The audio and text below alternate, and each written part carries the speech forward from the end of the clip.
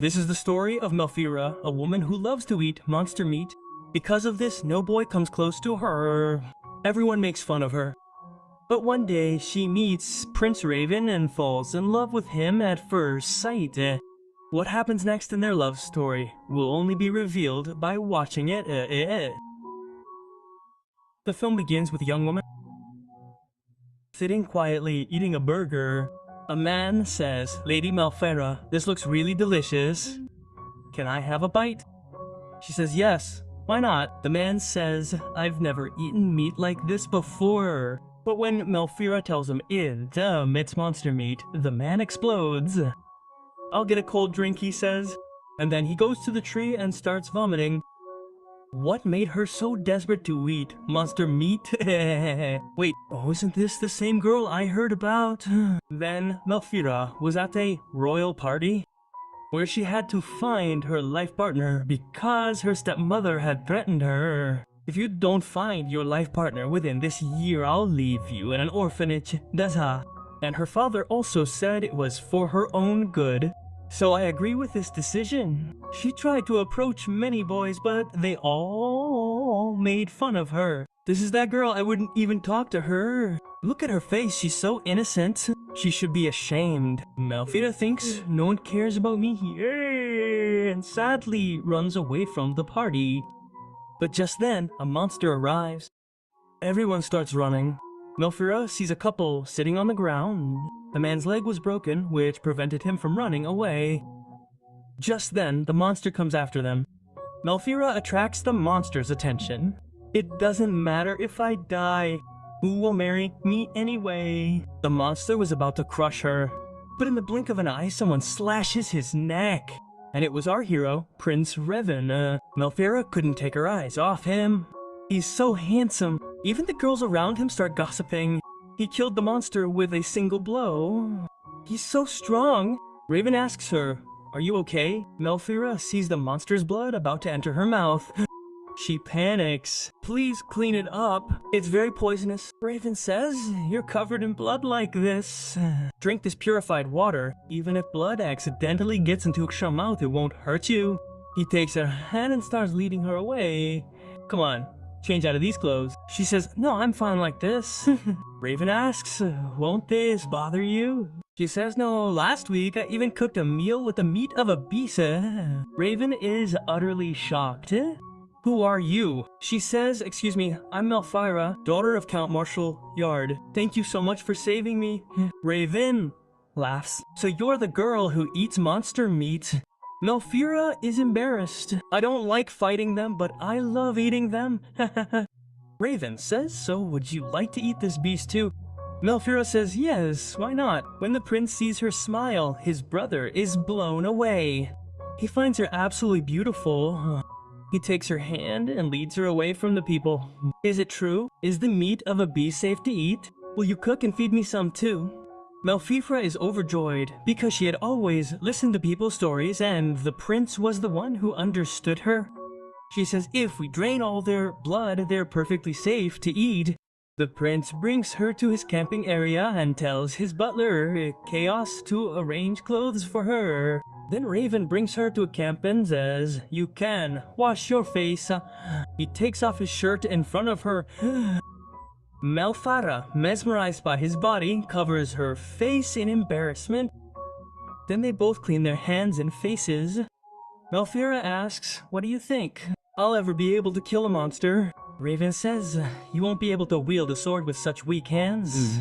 You better leave that to me. I'll kill them for you." And when he realizes what he said, he panics and starts thrashing around in the water. "I mean, if you want to eat another monster's flesh, I'll do that for you too."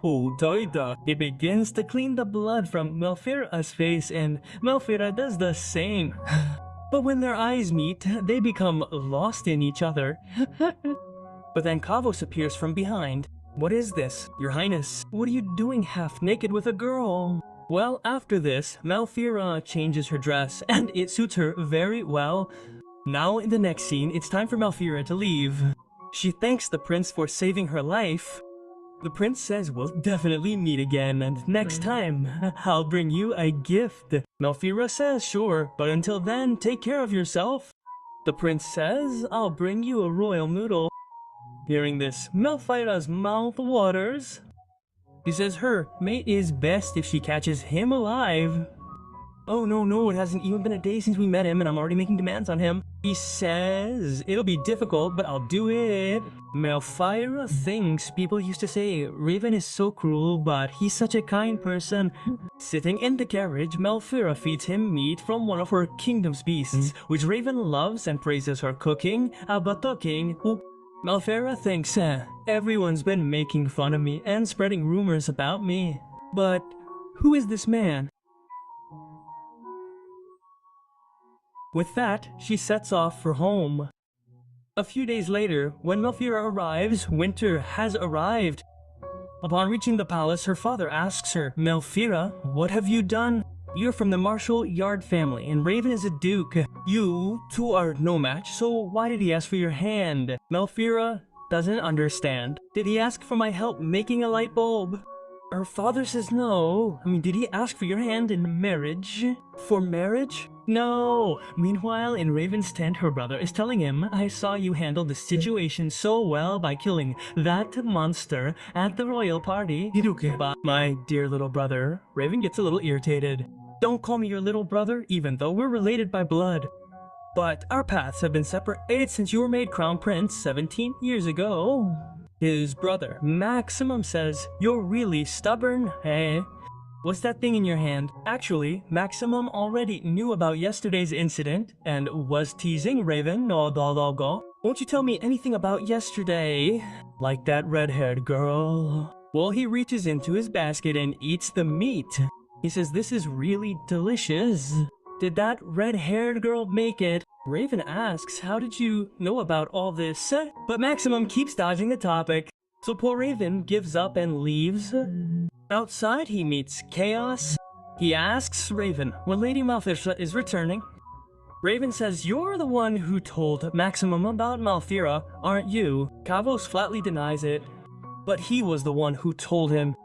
In the next scene, Malfira's father says, 7 days ago, a messenger, Eagle from the Galbraith family, left with this letter. Malfira says, that's not right. I couldn't see that eagle. He asks, tell me the truth, Malfira.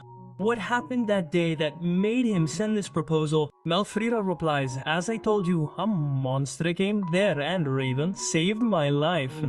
Her father says, we need a solid reason to refuse.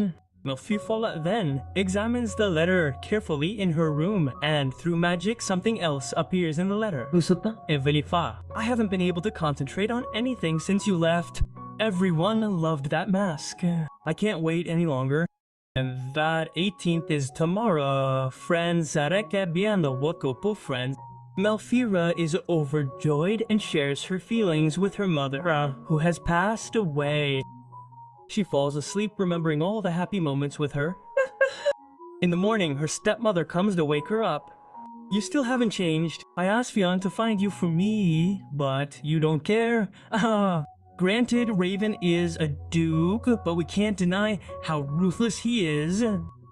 Just then, the sound of dragons comes from the sky, and Raven enters. He asks, did you receive my letter? As promised, I brought you a gift. Her mother tells Malfira to close the window, but she tells Raven to land his dragons there.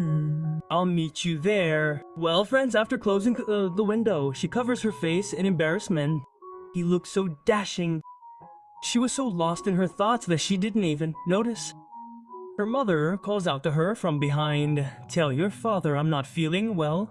I'm going to my room. He can bring as many dragons as he wants, but in my eyes, he will always be ruthless. Malfira is furious. She says, so listen to me. I intend to happily accept Raven's marriage proposal. Well, in the next scene, Raven apologizes to her. I couldn't wait, so I came early. Your hair is so silky. I just noticed it. Look, your gift is over there. Malfira says, don't tell me it's a monster. He says, it could be. Malfira can't wait and insists on seeing it, yet when Raven removes the cloth, it's a golden royal noodle. Seeing it, stars start shining in her eyes. This girl Raven's image in his family is already very bad, and on top of that she made him order a monster. Well, Melfera leans close to him and says, "Thank you so much for such a precious gift." Now, in the next scene, Raven says to her father, "Sorry for coming so suddenly. I'll wait for your answer." Her father thinks it might be the Draugur's food. She says, "Oh, no, actually, it's for me." He says, "What? Does he know?" Melfera says yes, he even wants to eat my food. When her father discovers that the monster is alive, his face turns pale. This is a very precious and very dangerous gift. Raven says, "If you don't mind, I wanna see Melfera cook."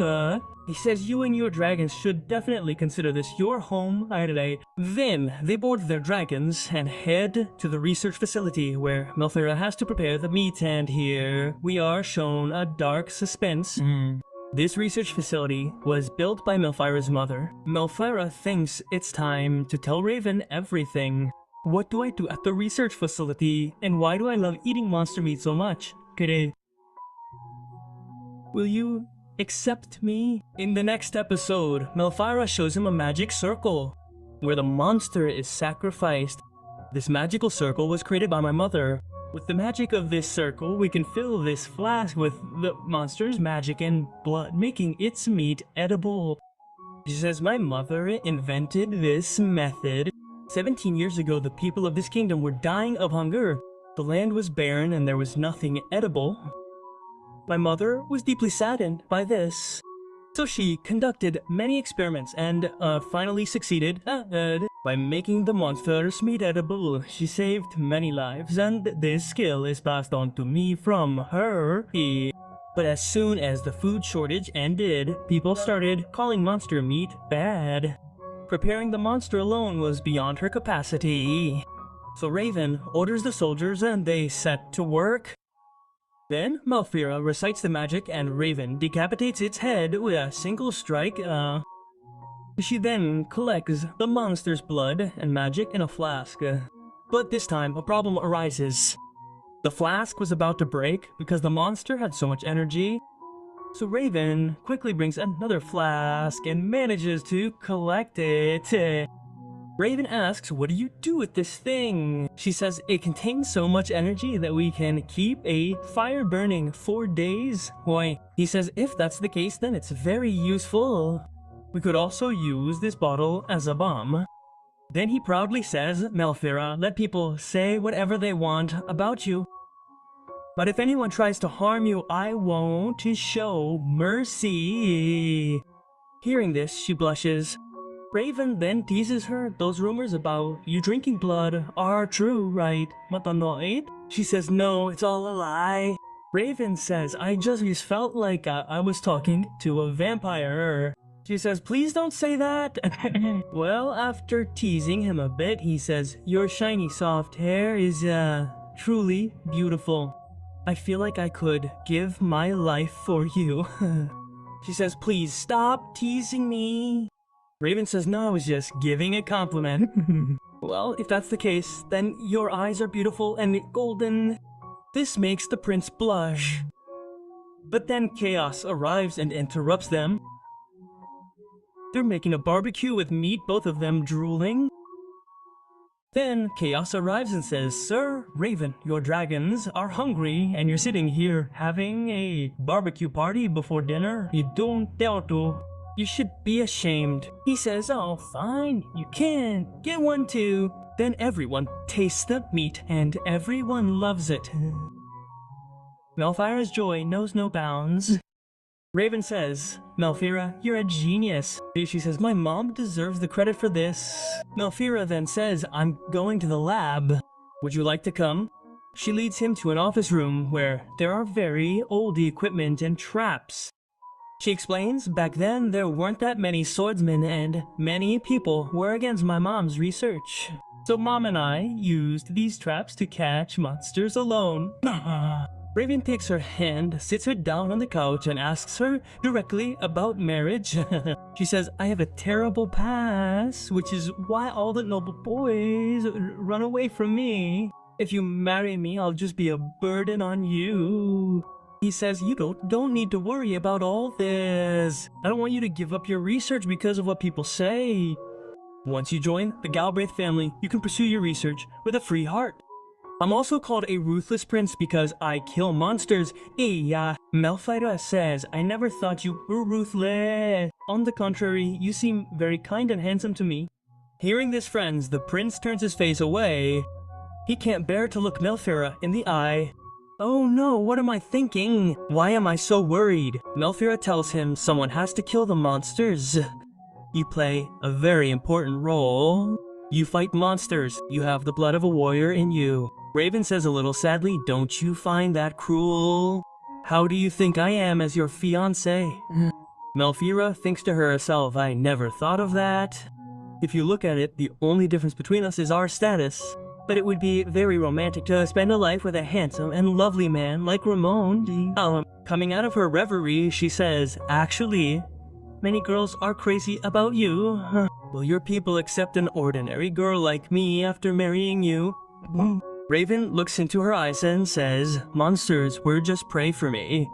But I was shocked to hear how enthusiastically you eat monsters. You're a very talented girl who turns deadly monsters into food, and when the people of our kingdom learn of your talent, they will welcome you wholeheartedly. Malphira is overjoyed to hear this, and taking Raven's hand, says, well then, if my skills are useful to you, I'm ready to marry you. They begin to grow closer. But just then, the captain of the marshalling yard soldiers arrives.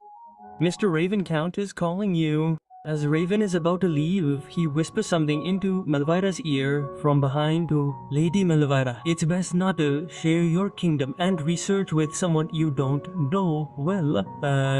Raven then begins to wonder, quote, this man always listens in on our conversations. What's his problem? Later, when she meets the Count, Malphira's father still doesn't trust Raven. He asks, son, do you have no problem with her research and the monster thing? Raven says no, even if I do, I'll happily adopt her. Her father was writing all these things down in a contract. I'm happy you've decided to take my daughter with you. Raven interrupts him, I'm not taking her with me. I lie. I love her immensely. Her father starts laughing. So you find her very cute. Raven says, it seems you're in a good mood today. I thought no one would be willing to adopt her given her condition. I was planning to send her to the church. As her father, I wanted to give her the best possible life, but I couldn't protect her. Promise me, Raven, that you'll always take care of her. He says as soon as she joins my family, I'll protect her even if it means sacrificing my life. With this, the contract is ready. Because of the magic, Malphira doesn't understand the contract at all. But from now on, Raven and Malphira are officially engaged. Raven holds her hand and says, Malphira, from now on, you and I are each other's forever. The Count says, ahem, please consider the elders. Friends, here we learn something. False rumors about Malphira were spread by her father so that no one could misuse her skills.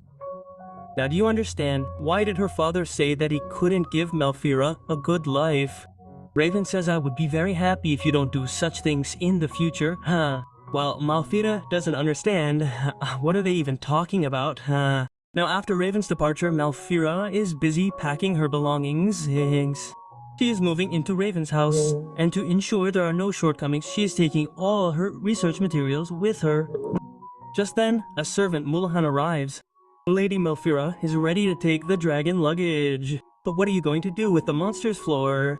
She says, I'll make warm coats for my father and stepbrother. Looking at her mother's picture, she says, I lost you when I was a child.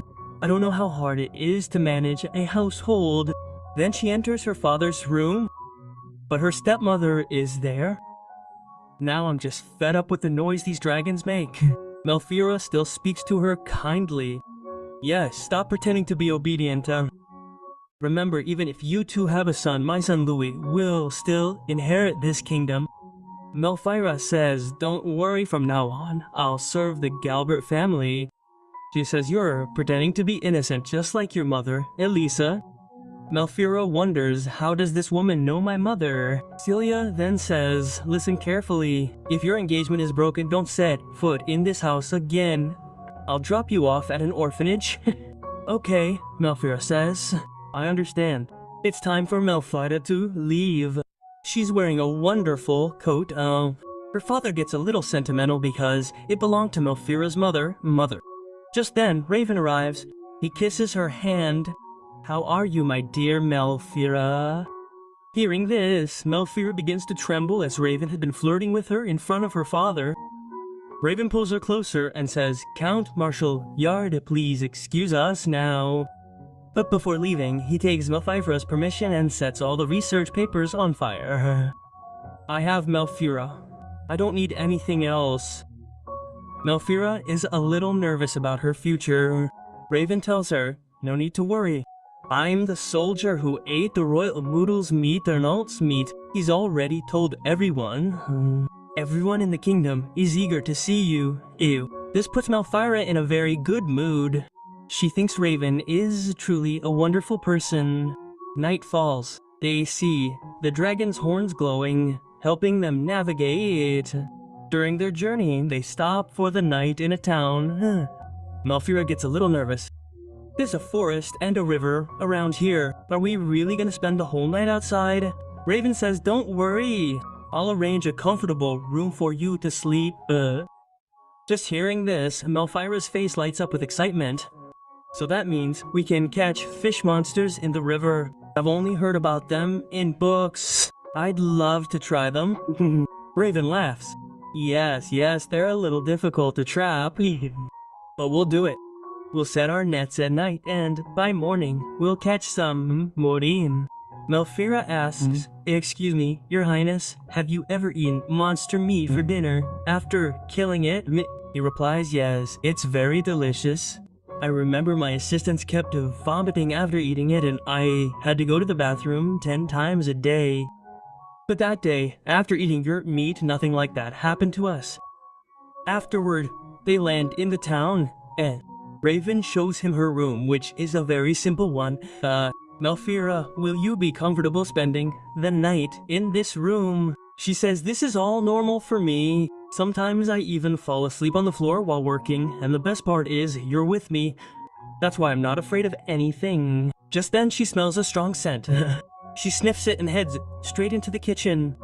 Mulan and Zath are cooking a delicious meal there. Malfira offers them the leftover royal noodle meat. Mulan even ate it, so he was enjoying his meal. But Jeth was a little nervous. Just then, Raven arrives. He's jealous of Malfira talking to them, so he starts throwing tantrums while eating. Malfira remembers, when my little brother used to do that, the maid would lovingly tell him, come on, open your mouth. So she tells Prince to come, but Prince, being a real tough guy, wouldn't budge. So Malfira calls him by his first name. Aristide Rachel's mouth opens in embarrassment. Malfira takes the opportunity to stuff a bite into his mouth. The boys standing nearby were also watching their actions. Jeth tastes it and loves it too. He says, it's really amazing. Malfira says, okay, then we'll get dinner ready together. But Raven is on fire. He can't control himself. How do I get these two out of here? And then the food is ready. Everyone enjoys it. The prince takes a bite and says yes to Malfira. Malfira shyly opens her mouth and Raven feeds her the bite. Similarly, he feeds her the rest of the food with his own hands. Raven says, Malfira, can you call me by my first name? Well, friends, there's a tradition in Japan. Only couples call each other by first name. Malfira gets nervous. But that's what my parents do. Is that okay? However, friends, when she says his first name, the prince is also terrified. But at that very moment, his eyes suddenly glow. Raven's magical powers have suddenly gone out of control. Malfira thinks this might be because of eating monster meat. Actually, friends, the prince stores more magical power within himself than an ordinary human because he has to hunt monsters. This power exists in both monsters and humans. If a monster's power exceeds its limits, they become savage demons.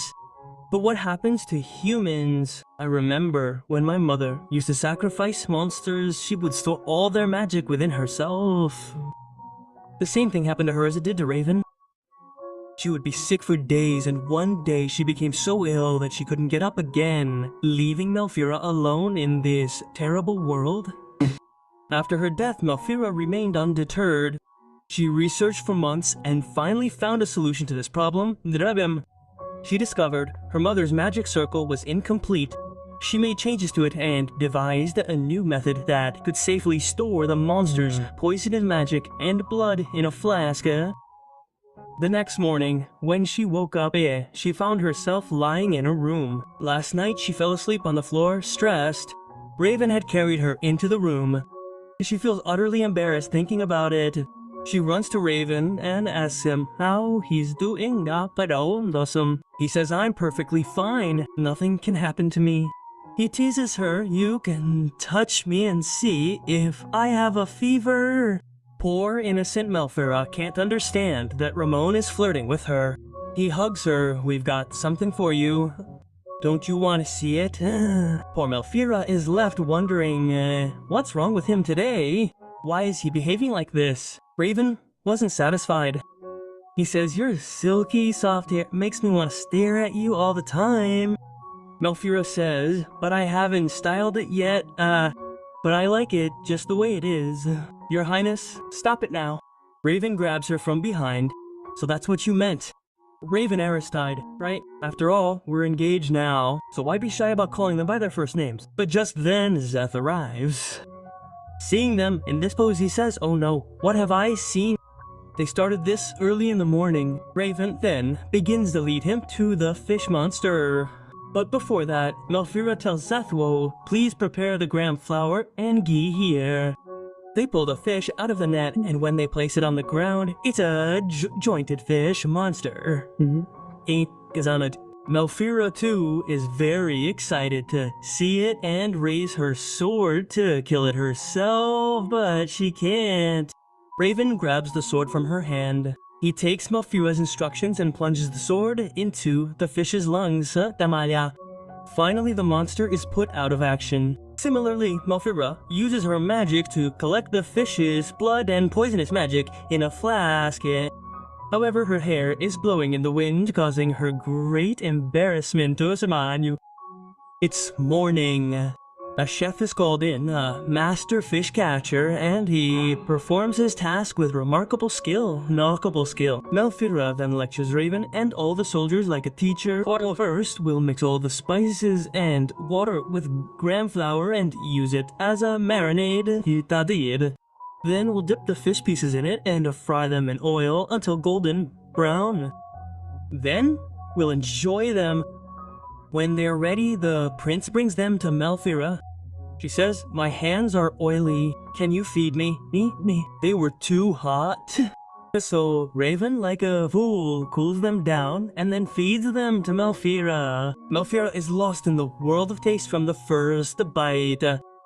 Then Raven eats her half-eaten fishball. Seeing this, Melphira panics. This was an indirect kiss. Then the food is sent to the soldiers, but they won't start eating without Raven. So Melphira tells Mulan to take them with her. Raven wanted to stay with Melphira. He says, "Why don't you leave me?" But Mulan drags him along. Shortly after, Melphira comes to Raven. Raven says, "We'll reach Galbraith land by evening, so eat it carefully." He wraps the fishball in a cabbage leaf and eats it. Melphira does the same, following his example. It tastes delicious, and their hands don't get oily. Zath then brings a lemon, and Melphira happily squeezes the lemon and eats it. But when the prince eats them, they burst into pieces and fall into his hands. They're very sour, because you know how much girls love sour things, and we boys don't like them much. Well, if you like them too, please let me know in the comments. After this, they were ready to leave town. Melphira puts some sandwiches in her basket, which they'll eat during the journey. Then Raven says, "Pack your weapon belt, everything's ready," and they set off for Galbraith land. Then we see the prince has brought the lemon with him. Malfira says, "You've been hunting fish monsters all night. Aren't you feeling tired?" He says, "That's why I brought the lemon with me. It keeps me awake." Malfira says, "If that's the case, then you should rest now. I'll go sit with Mulan or Zath." How could the prince let that happen? He says, "Absolutely not, and I was just joking anyway. I brought this lemon because you love it. But don't ever talk about relying on others again while I'm here." Hearing this, Malfira bursts into laughter and the prince's face falls at the thought of being made fun of. Raven then tells her about Galbraith land. It's a vast and dense forest filled with dangerous monsters. So 17 years ago, the monster population in Galbraith land increased dramatically. We couldn't kill them. They attacked our people, killing many, even nobles. We lost many people and soldiers in that catastrophe. I couldn't bear to see my country in such dire straits, and to maintain peace in this country, I decided to help the soldiers and became a monster hunter to eradicate the monsters from this country. Hearing this, Malfira becomes deeply saddened. This means you will always be in danger of death. Have you truly accepted this cruel fate? You're saying all this so easily, Malfira exclaims. This isn't normal for me. When my mom left this world, I was completely alone. Completely alone. I know how I handled myself then. And if anything happens to Malfira takes Raven's hand and kisses it. Now I'm here. I'll help you through this. Would you like to spend the rest of your life with me? Raven is taken aback for a moment.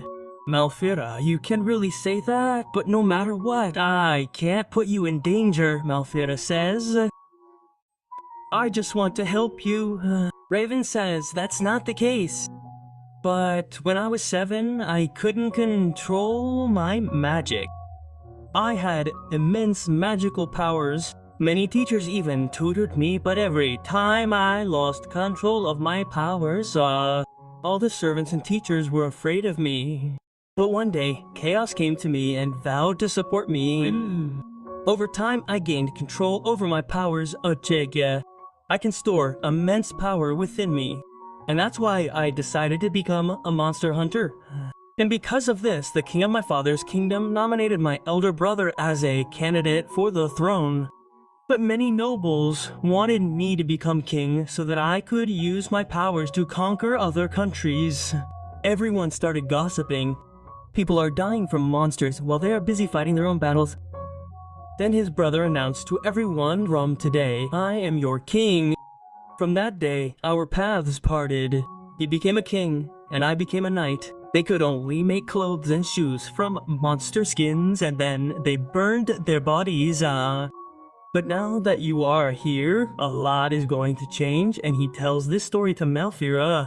Malfira was very happy because now she too would help Rayman protect people.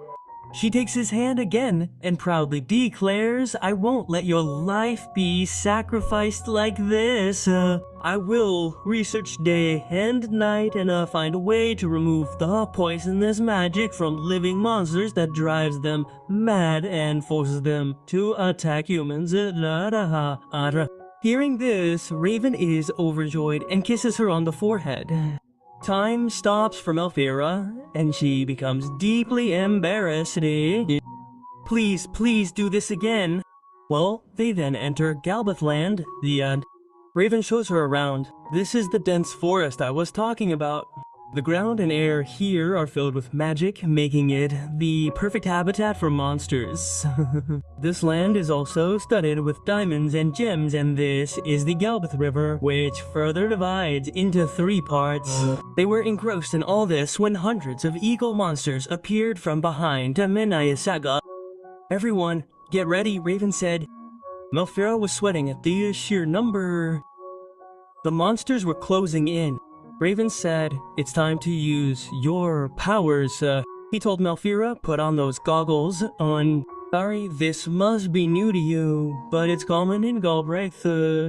Melfira replied, I like eating them, but I don't like being eaten. Then the prince said, Melfira, are you ready? He used his power, which increased the dragon's speed tremendously. They began to tear through the air. Their lives were in danger, but Melfira's mind was still on edge. These are birds. What would their meat be like if they could be roasted in the oven, or maybe even fried? Just then, a monster growled from behind. Oh no, they're thinking the same thing about us as I am. Even after increasing their speed, the monsters refused to let up. The soldiers were attacking them with weapons. A battle was raging in the air. Raven tells Melfira, maybe we'll have to increase our speed further. But that could be dangerous. Don't worry about me. I'm ready. He then activates his extreme magic. His dragon flies at lightning speed because the monsters also possess magic, so they also increase their speed. Melfira begins to think, maybe Raven isn't fighting because I'm with them. The dragons are busy carrying my luggage. I'm a burden on them. I need to think of something. Raven, please, let me down with my luggage. Raven says, no, I can't do that under any circumstances. He holds her tightly and says, have faith, Melfira. Just a little while longer. The guards are waiting for us at the defense line. Hearing this, Melfira feels relieved and begins to feel safe. Think, Melfira, think of something? Yes, I remember I have that magic flask in my luggage. Raven said it could be used as a bomb, but that alone wouldn't be enough to destroy so many monsters. Yes, if Raven activated his fire spell on it, it would work. She takes ink from her bag and draws a magic circle on the flask. But when she starts to write Raven's name on it, she can't remember his full name. Why can't I remember? How stupid am I? She asks Raven for his full name. He says, Revan, Aristide, Roger. But what are you going to do, Melfira? She says, just watch. We only need Raven's blood now. But maybe spit will do. Your Highness, please lick it. He says, hey, wait, let me breathe. He makes a small cut on his hand and activates the magic. Melfira is worried when she sees his cut. Raven comes close to her and says, don't worry, darling, this is normal for me. He then tells the guards to stand aside, I'm going to blow them up on up. Mulan goes after them and gathers them together. You insects, you'll pay for bothering my fiancé. He throws the flea at them. One bird bravely swallows it. Melfira is astonished. Did he really eat it? And then at that moment, 2 or 3 explosions occur simultaneously. Raven laughs. It's amazing. My fiancé's exploits have become famous even before she arrives at the palace. Melfira panics. What will everyone think of me? Raven then caresses her head and says, you did a great job today. Melfira asks, do you think my research is useful? Opa, Raven says, why not? You can use this energy to help people, as always. We need light during the long winter nights. You could not only light a fire with it, but also power the homes of ordinary people. Wouldn't that be nice to you? Melfira thinks, quote, in the martial yard, my research was considered useless and energy was used only in the lab. But Raven not only embraced my research, but also showed me a new way to help people in everyday life. Melfira makes a very romantic face and thanks him, which Raven also likes very much.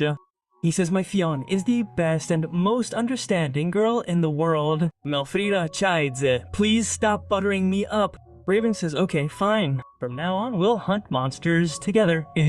Melfira muses in her thoughts. How romantic it would be to hunt monsters with Raven. Just then, Kavos arrives. Your Highness, are you alright? Melfira stares at the eagle, and when she realizes they've caused the blast, she's devastated. Shame on you! How could you cause such a devastating explosion, and with Melfira in tow? But Raven says, I thought the blast was really cool.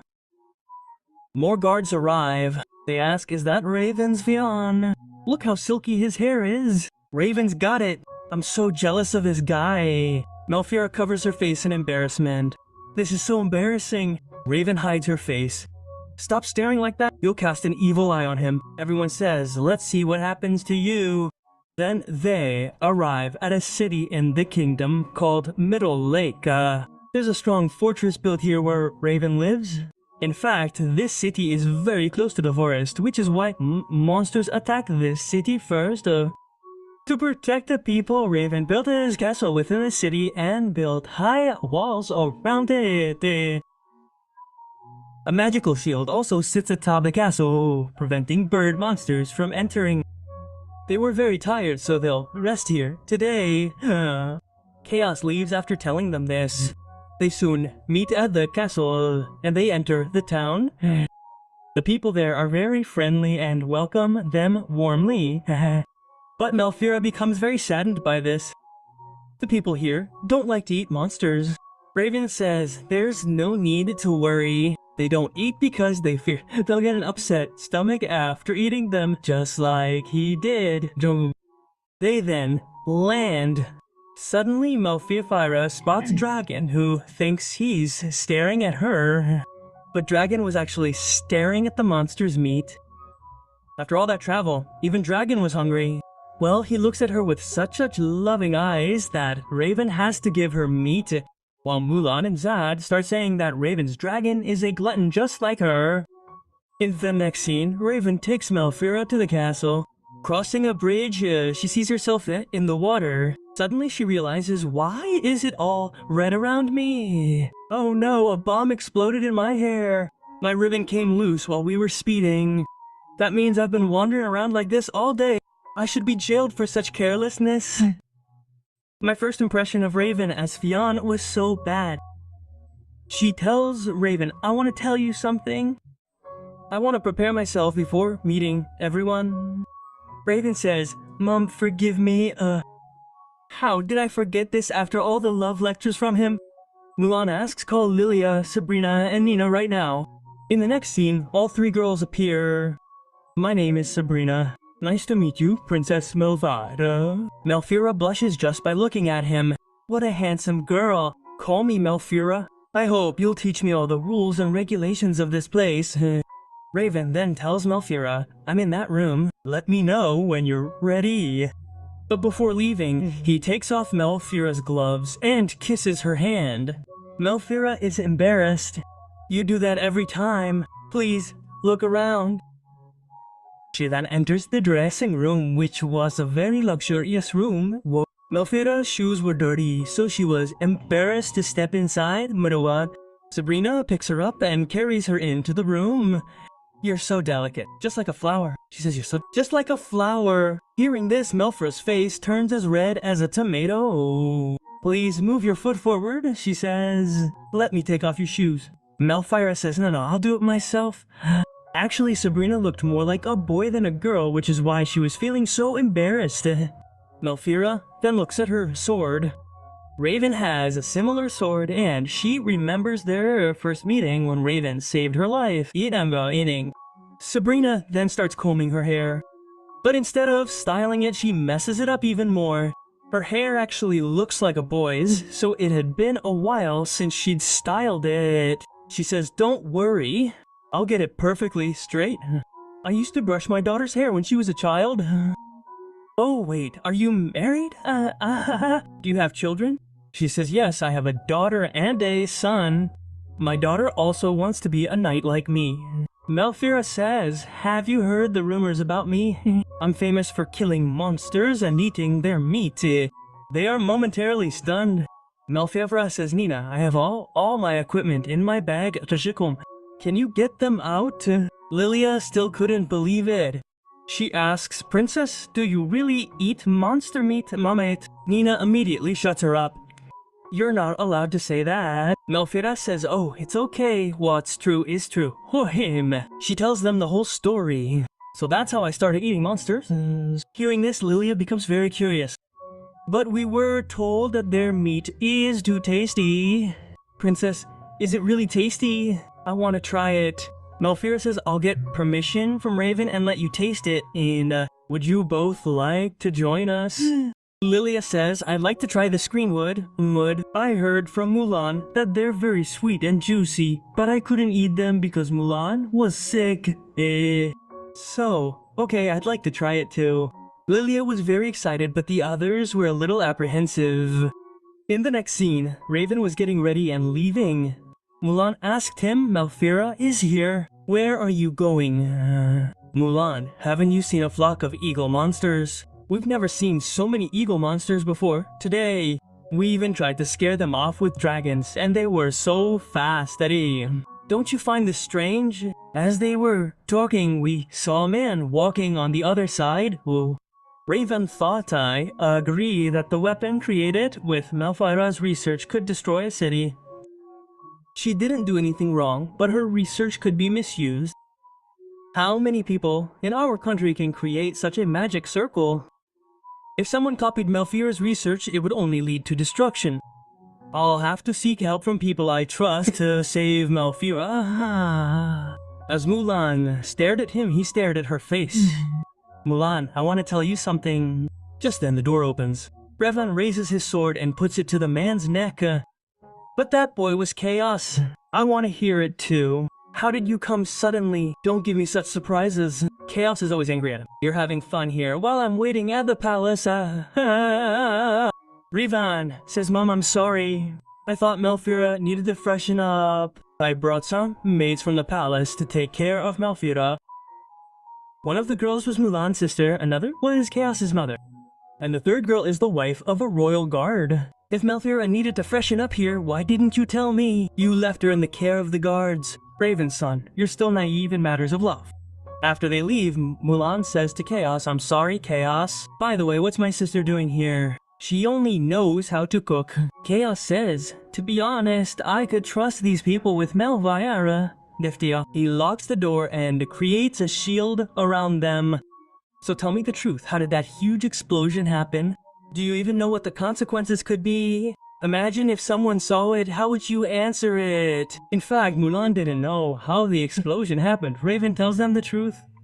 Mulan's heart is shaken. Could Lady Malfira even create such a devastating explosion? Raven says she did it to save us. Modern magic is so simple and easy, but the magic of the ancients was so powerful and of their own making. Malfira did exactly that. Mulan says Lady Malfira is a genius. Raven says, Chaos, from now on you must take good care of Malfira's research material. Remember, it must always remain a secret. It can have many other uses. And yes, Mulan, until this case is solved, don't tell anyone about this incident. There are too many people in this city. I've set up a secret room about Malfira's research. We'll tell people this research will make monster meat edible to me. But only we know the real truth. Gobaland's future is going to be better from now on. They had just been freed after discussing Chaos's true form. How easily did you say that? He raises his sword. You two are doomed by my hands. How did you manage to eat that fish monster alone in my absence? And brother, they both get a thorough beating from Chaos. Even the guards are stunned. What's wrong with them? Guys, you know he's taken care of Raven like an older brother since childhood, Uname. This is his way of showing his love. In the next scene, Raven tells Malfira those eagle monsters might attack the town and village. I have to go eliminate them. I wish I could stay here with you. Wait for me here. I'll be back soon. He also compliments her hair. Silky and soft as always. So you won't call me darling anymore. You always embarrass me like this in front of everyone. But Raven isn't gonna let the eagle go. He embraces her. I'll be back soon. Until then, prepare some royal model meat.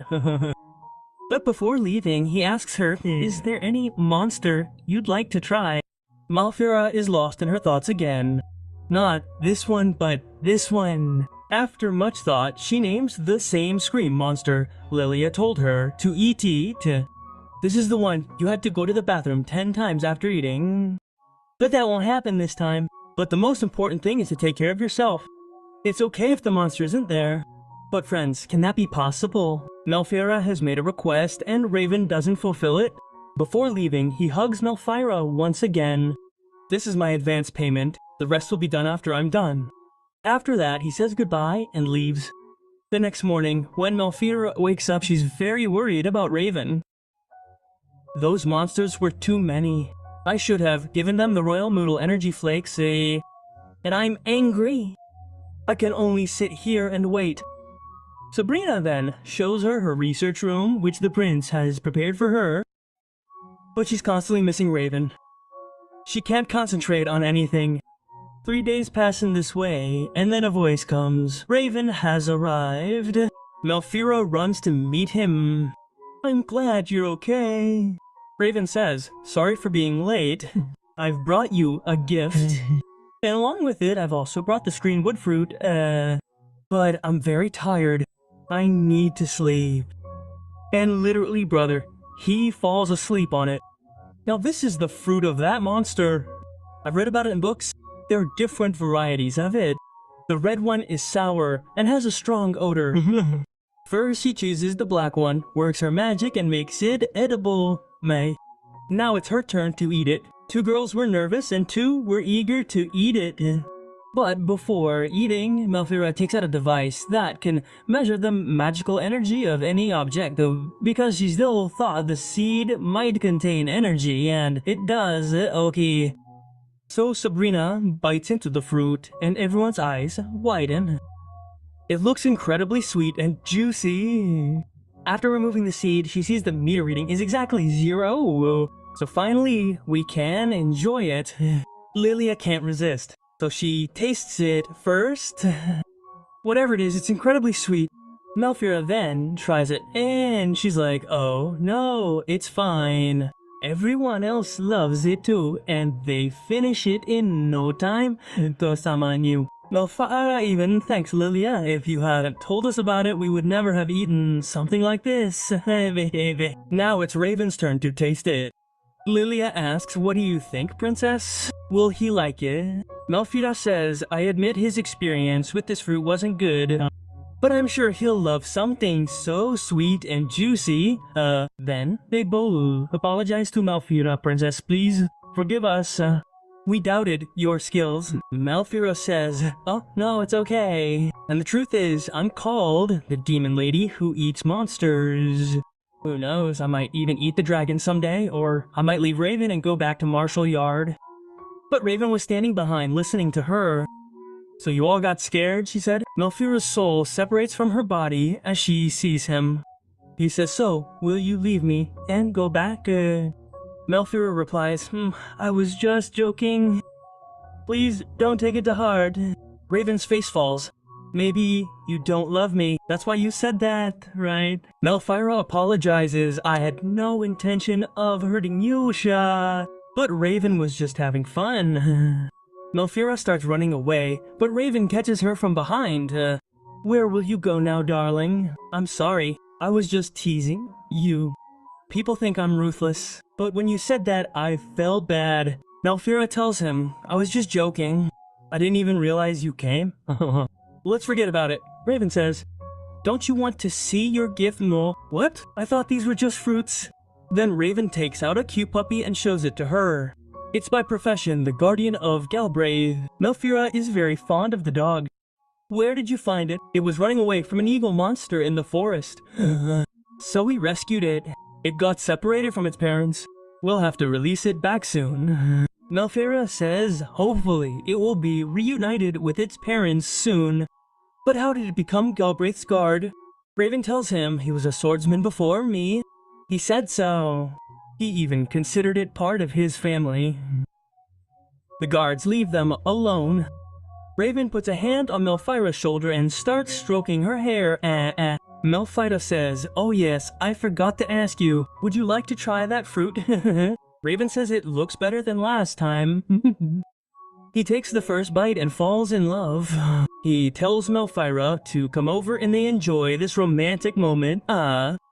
Just then, the guards bring milk for the dog. Lilia shows him that it's the symbol on our flag of alliance. Then Raymond tells Malfira, I hear you want to meet the man who made my sword. Malfira replies, yes, I want someone as skilled as him to make blades for me too. He says, by the way, let me tell you, the head of that workshop is Sabrina's husband. Didn't you tell him, Sabrina? Malfira wields blades well, but Galio uses his art only for those he deems worthy. Uba. Raven says even if I talk to him, he'll still make a condition to meet Melfira in person. He'll die. So then I'll call him, telling him to meet my fiancée. Sabrina says my husband is a bit lazy. He might not even talk to you properly. Melfira gets worried. Will he be convinced by my cutting skills? In the next scene, as the prince's fiancée, she's being prepared to meet everyone. Melfira is very nervous. I have to prove I'm worthy of being Raven's wife. It's alright, Melfira. I'm a villain who eats monsters anyway. What could be more terrifying than that? It's time to meet everyone. Melfira, now then, all the guards were about to eat. They were hiding there. Oh my god, there are guards everywhere. Chaos says, Lady Melfira, there's no need to go into such a crowd. When everyone is comfortably seated and eating, the prince tells Melfira to leave. She says, yes, I'll do my best. But when we see her best, she's hiding behind the prince's back. I apologize for bothering you all. As you all know, I sent a marriage proposal to a girl, and she accepted, but so today, I want to introduce you all to that girl.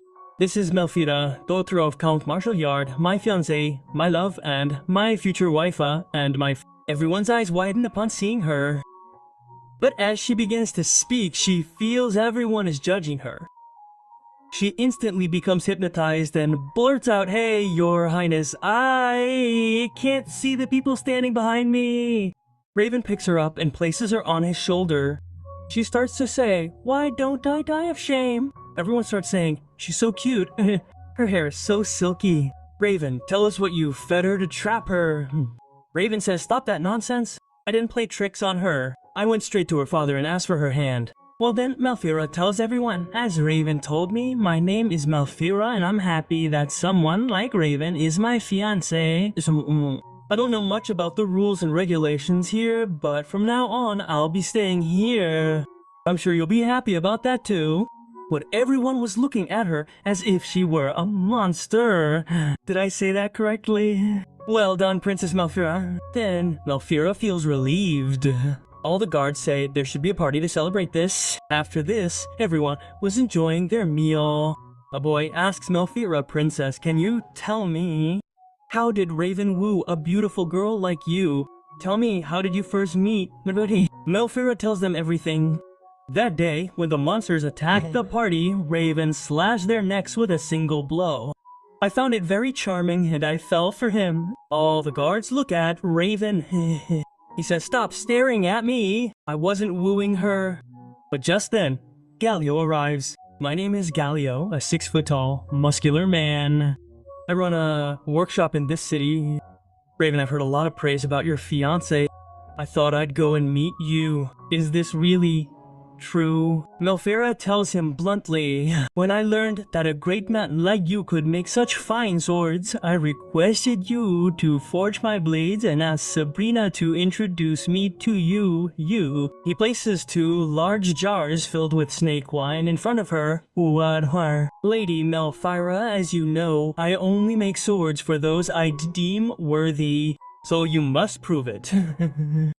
Sabrina explains that you come from Marshal Yard and you eat monsters like pudding. Let's see how you handle this wine. Melfira says if that's the case, then so be it. She grabs the glass and gulps it down without taking a breath. Even Galio is surprised. Raven says, enough Melfira, don't drink anymore? No. But Melfira loves the taste. She finishes the entire jar. Well, Melfira eats monsters so big. So what's this snake to her? Melfira was having a great time. But Galio was in a bad state after drinking. Just then, Sabrina arrives. She was looking at him like a demon and she grabs him by the collar and takes him away. As he leaves, he says, my lady, bring your tools to the shop. Melfira is overjoyed. The next morning, Prince comes to check on Melfira, but she looks absolutely fresh. Raven comes close to her and says, I'm glad you're alright, but she freezes right there. Just then, a sound of something comes from the window. Chaos says, I'll see, and when he opens the window, it's the same dog. He wanted love, which is why he was being so naughty. Now with time, the people there have accepted Malfira as their princess. Malfrida says, so this was our love story, and with this season has a happy ending. Well friends, I was very sad that these two didn't kiss even once in the entire season. Now if you liked the video, don't forget to like and subscribe. See you in the next video. Until then, bye bye.